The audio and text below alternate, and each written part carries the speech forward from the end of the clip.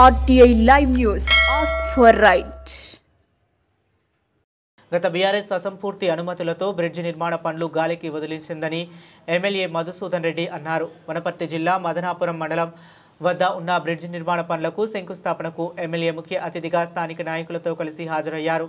అనంతరం ఎమ్మెల్యే మాట్లాడుతూ కొత్తకోట ఆత్మకూరు ముక్తల వెళ్లే ప్రయాణికులకు బ్రిడ్జి నిర్మాణం అత్యంత ప్రాధాన్యమన్నారు. ప్రజలు ఎదుర్కొంటున్న సమస్యల పరిష్కారానికి ఎప్పటికప్పుడు కృషి చేస్తున్నట్లు తెలిపారు. గతంలో బ్రిడ్జి లేక వరద ప్రవాహానికి 4 గల్లంతై మృతి చెందినట్లు తెలిపారు.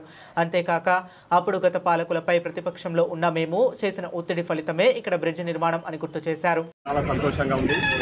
నేను ఈ ప్రాంతానికి ఎమ్మెల్యేగా ఉండి ప్రజలు ఎదుర్కొంటున్న సమస్యలను పరిష్కారం చేస్తూ ముందుకు పోతా ఉన్నా.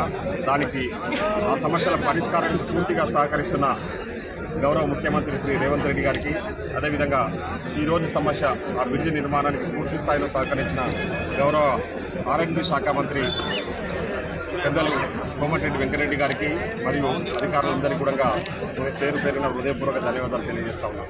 ఎందుకంటే ఈ బ్రిడ్జి అనేది చాలా మెయిన్ యాక్సెస్ కొత్తకోట నుంచి ఆత్మకూరు పోయే ప్రజలందరికీ, అదేవిధంగా ఈ ప్రాంతం గుండా మక్తలు పోయే వాళ్ళందరికీ కూడా. కానీ గత ప్రభుత్వంలో 10 సంవత్సరాల పాటు వాళ్ళ అధికారంలో ఉండి ఈ బ్రిడ్జి నిర్మాణాన్ని పూర్తిగా గాలికి వదిలేసారు. గతంలో జస్ట్ ఎలక్షన్స్ 1 year బిఫోరు ఇక్కడ ఒక పెద్ద ప్రమాదం జరిగిన విషయం మీకు అందరికీ తెలుసు. పైనుంచి వాటర్ రావడం వల్ల దాదాపు 4 వాటర్లో కొట్టుకుపోయి చనిపోయిన విషయము. ఆ రోజు నేను ప్రతిపక్ష నాయకుడిగా ఇక్కడికి వచ్చి ధర్నా చేసిన విషయం మీ అందరికీ కూడా తెలుసు.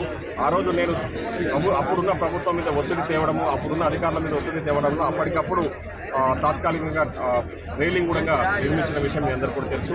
ఆ రోజు నేను ప్రభుత్వం మీద ఒత్తిడి తీసుకురావడం వల్లనే ఆ రోజు ధర్నా దాదాపు 3 గంటలు దీక్ష చేయడం వల్లనే ఆ రోజు ప్రభుత్వం దిగొచ్చి ఆ రోజు బ్రిడ్జి నిర్మాణానికి శంకుస్థాపన నిర్మాణానికి శ్రీకారం చుట్టారు.